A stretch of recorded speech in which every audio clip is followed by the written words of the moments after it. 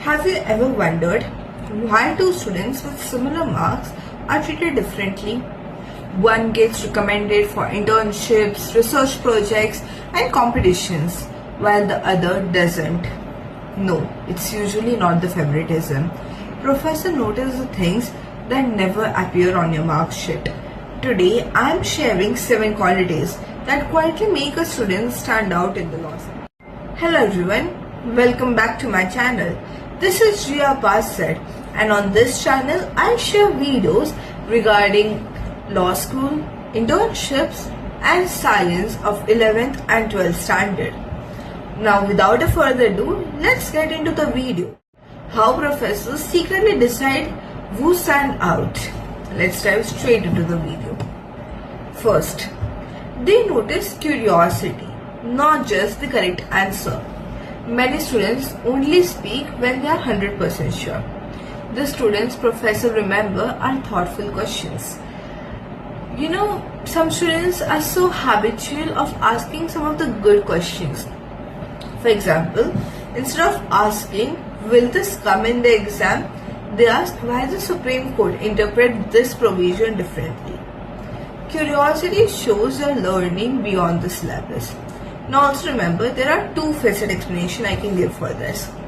There are one set of students who just ask some good questions just to show that they are studying a lot and they are the best students, and teachers usually neglect them because they know they are just being over smart.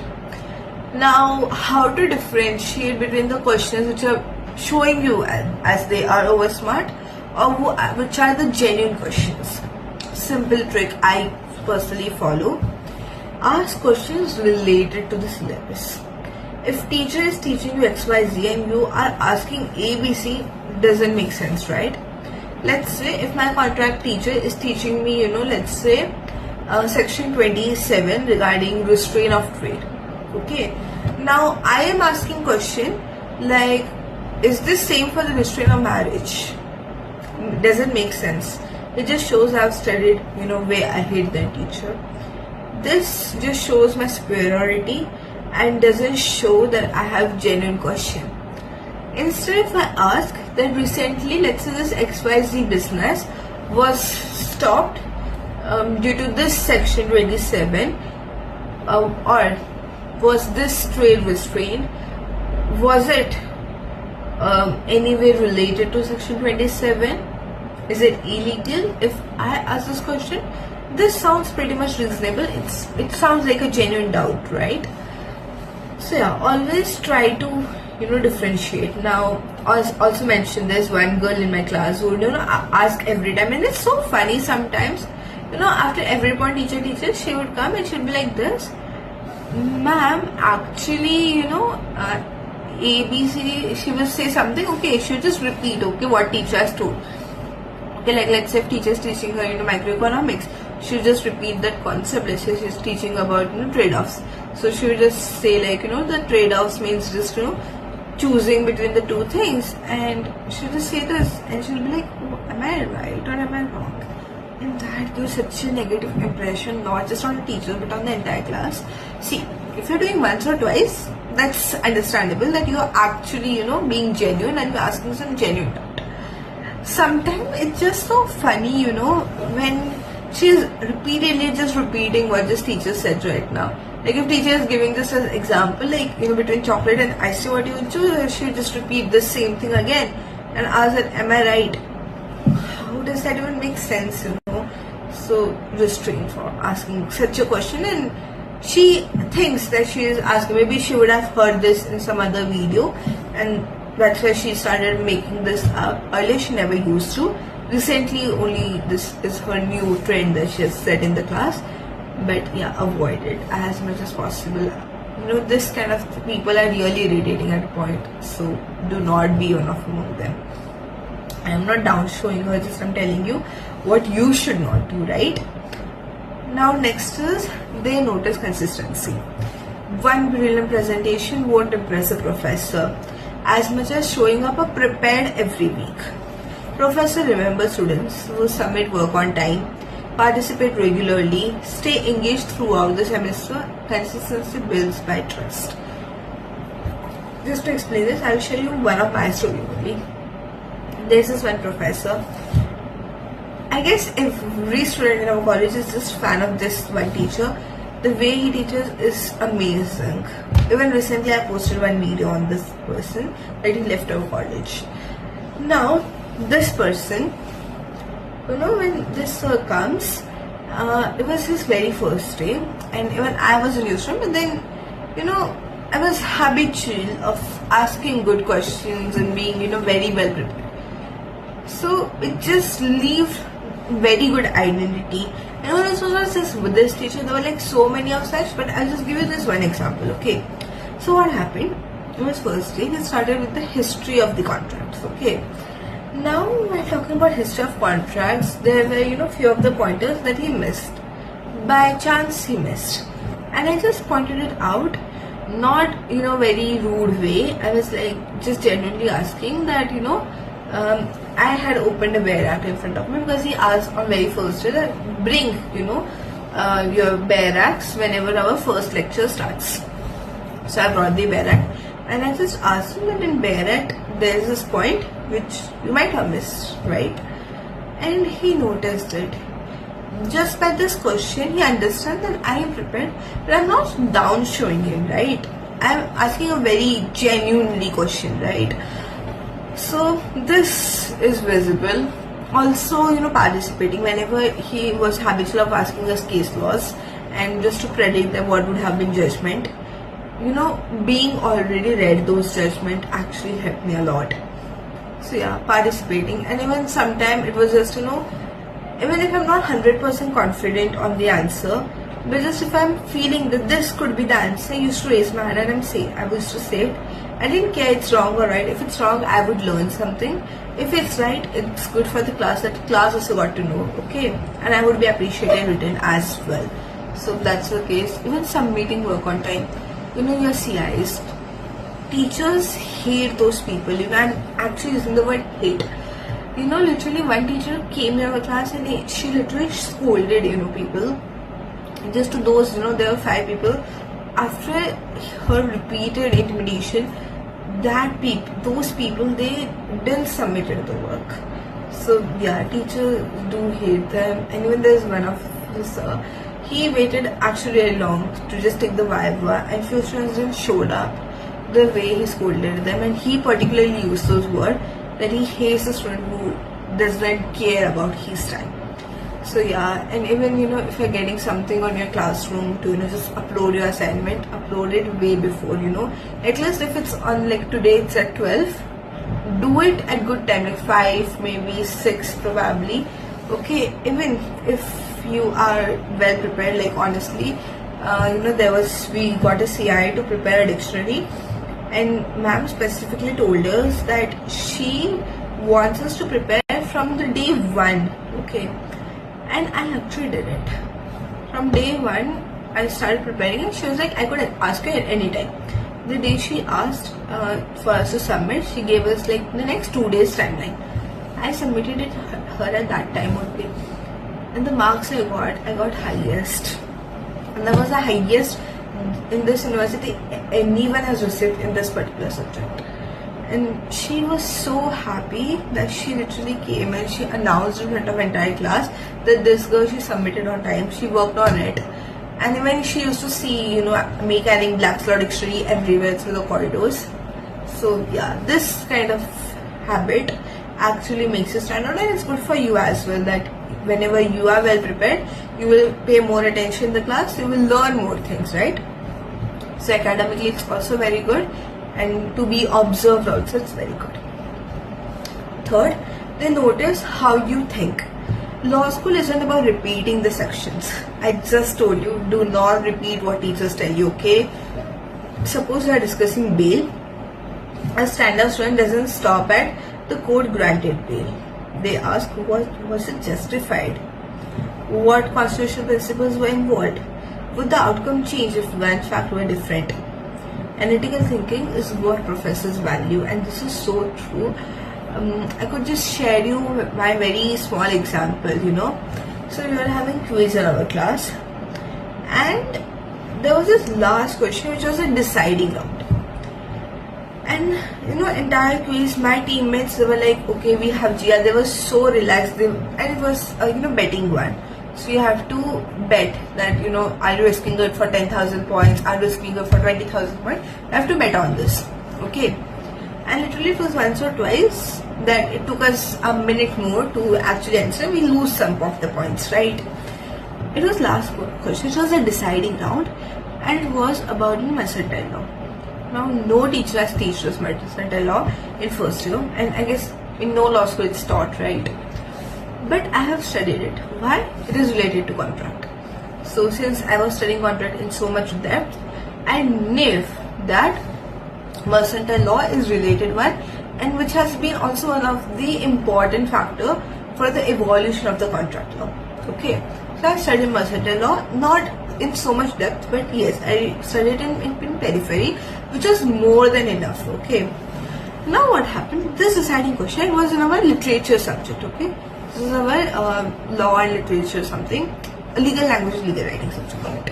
It was in this that the last question was there were some phrases given, and they asked us, what is this? That was law of mercantile. I just told it. Then she was asking us to tell its Latin name, and I actually didn't remember at that point of time. After a few minutes or so, I said it. Our team won, and she literally was so impressed. So always thinking little more differently from others. Just not studying what teacher taught you in the class, but actually going on it, researching it. It might not be helpful at that particular subject, but it would be helpful eventually, somewhere at least.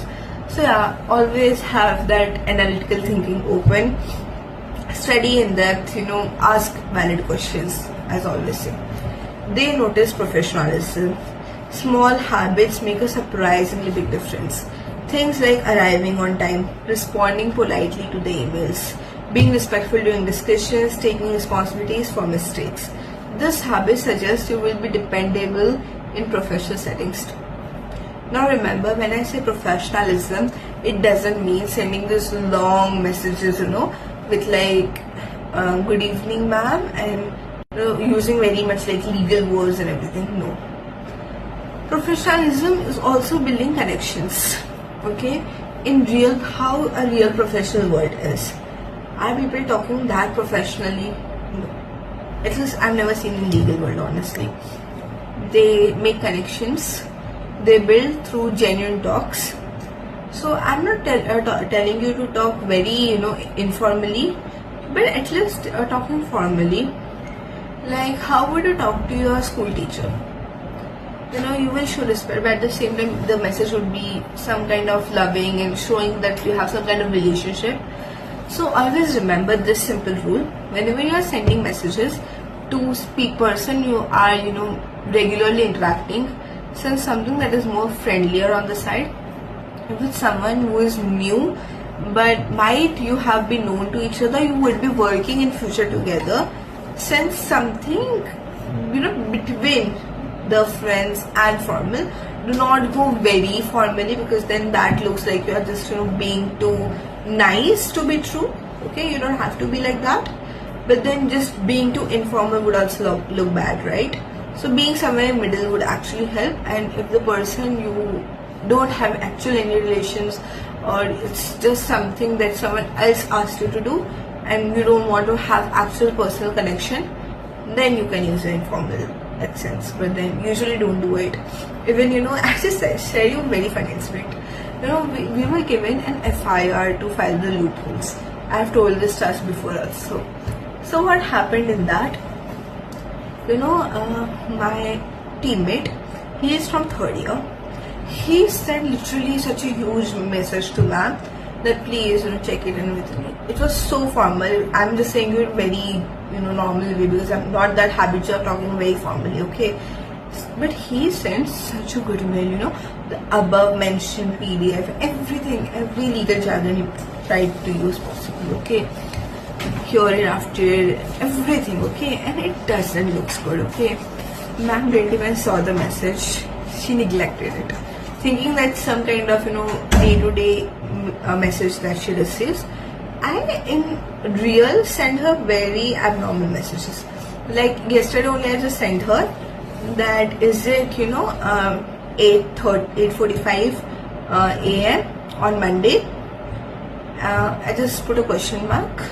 That's it, ma'am. Is it this? That's it. She replied me within a minute. Why? Because she found that this message is someone she is very close to. Okay. So yeah, I know she's my super senior. Usually people don't send such kind of messages, and then after I wrote that, yeah, I just wanted to confirm once before scheduling it, and thank you for your response. I will be there on time. That's it. And then she was like, hey, it's okay, just be on time. And I was like, sure, ma'am. And this setting was my very first time. Okay, even my first time when we went together, I was in this setting. Now yesterday she calls me by herself, asking me that whether I was free to assist her because she enjoyed my company. Okay, and then yesterday again I sent her the same message. So yeah, professionalism is always not too formal. Sometimes it's like which person you are feeling more connected to. Okay, so that's a professionalism. Usually teacher notices this, so do it. Even not just a teacher, your seniors would also notice this. Even my senior, the way casually he behaves around me, and way we vibe together a lot. Even our colleagues are sometimes stressed that this person who is literally so strict with others, but with me he is so soft because he understands that I am something more than just an employee. He finds a connection, he finds that vibe. So yeah, and I guess we Gen Zs are more on that vibe side, so you understand. The vibe plays, I guess, the most important role, and trust me, our millennials do tell us that it's wrong, but then I guess it's the most right thing I do in my life. So yeah, trust it. And even this would help you in future. Even in winning moot courts, don't actually go and just talk and blabber your nonsensely. Just don't do it. Like you will be too formal, but the person who is not that formal, who is actually having that good smile, a good confidence, with a lighter words, his argument would look more stronger as compared to you, because it's usually scientifically proven as well. The person who are nervous tend to be more professional, just to be in their own zone and not to be in their circle.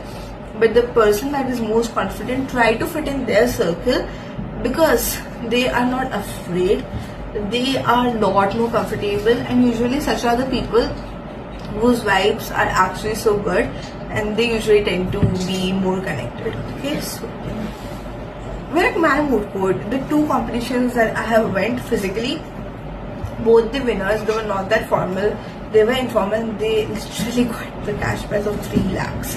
Could you imagine it? Just by being informal. That's the note I want to give. Now, fifth is they notice initiative. The students who stand out don't wait to be told everything. They read judgments beyond class, volunteer for competitions, attend guest lectures, apply for internships early.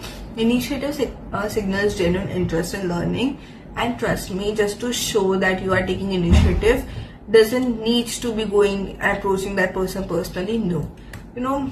I did so many online internships when actually teachers don't ask us to, and I just posted my certificates, my drafting work on LinkedIn, as my office also asked me to, and that actually made me stand out so much in the college. And that's the reason that current internship I am doing, I got it. Why? Because I was the most suitable candidate my college could find. And even trust me, like even in moot courts, teachers actually did not made us to do the moot court. It was me who was interested, and once it was done, teachers actually came and they placed us in the class. That being first year, we were the only one who took the initiative to actually go and be there. Even in libraries, when you are seen reading the books and judgments, it shows such a good, you don't realize how much going to library is actually helpful.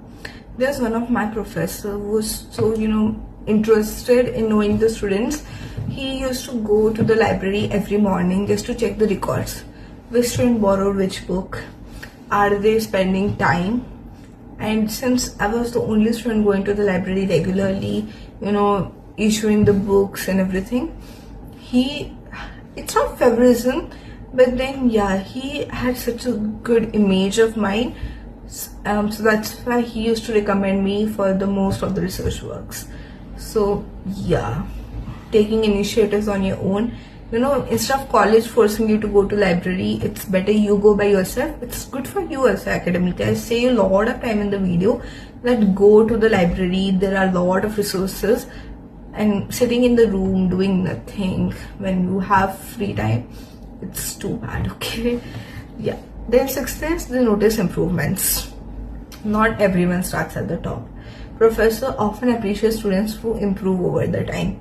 A student who goes from average answers to thoughtful analysis demonstrates efforts and growth. Progress is memorable. And trust me when I say this, I could share you a very good incident. Again, there are a lot of incidents I'm going to share in this video. So regarding this, I am a science student. So going into law and knowing the politics and everything was such a different thing, okay, altogether. So in my first exam, I scored really low. I went and talked to my teacher. I discussed with him that what are the things I need to actually improve on. Whatever things he told, I actually worked on those. Okay. Also, not just working on those, but then I took some personal initiatives as well. In my next exam, I improved a lot. In the next semester, he observed such a drastic changes. Like, I was the person who would, actually tell him about that this philosopher did this. I would be knowing his personal history and everything. As soon as the question arises on any of the philosopher, anything, I would be the first person to answer in the class. Eventually, it was still the last semester, or like last of the second semester, he was now so dependent that whenever it was something related to, this philosophers or anything regarding it, he used to always be like, okay, Jiya, are these facts correct? And I used to be, yes, it's true. Even in my paper, initially I was barred so much on, having a bad paper writing, but I improved it a lot. Recently, my papers are being like, you have to see her paper, how good it is. Teachers actually come and show my paper. They ask students to come and personally talk to me on how to write papers. Okay, even he on his laptop, he made an Excel sheet of all the improvements that he want to suggest to students, particularly in front of my name. He specifically wrote a special student, because my paper was something beyond studies. Like, it was not just what he taught in the class, it was a lot more. The philosophers I wrote, he was also not aware about them. So these things actually make you stand out. How much you improve yourself doesn't matter, but you are improving, that's a good sign. Next is the notice your reputation. Law is a relationship driven profession. If classmates describe you as reliable, honest, easy to work with, that reputation often reaches professors too. Your character can become one of your strongest asset. But then by stating this, I also don't mean to be go and be a butter to all your friends in the class. No, it's not like that. Make genuine connections. If you are having genuine connections, those will be more reliable, because teachers also notice that is this girl who is being friend with everyone, because friend of everyone is friend of no one, right? So if you're having that one or two genuine connections in the class who could talk good about you, then that's also more than enough. Like, in one of my CI, I met few of those kind of friends. They actually appreciated me, like, in front of teachers. They were like, yes, it's her credit that she did a good script and everything.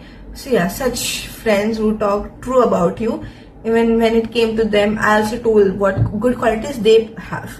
And that time we were reliable for all of our 4 people. Like, we could be, what can I say, a witness or guarantor.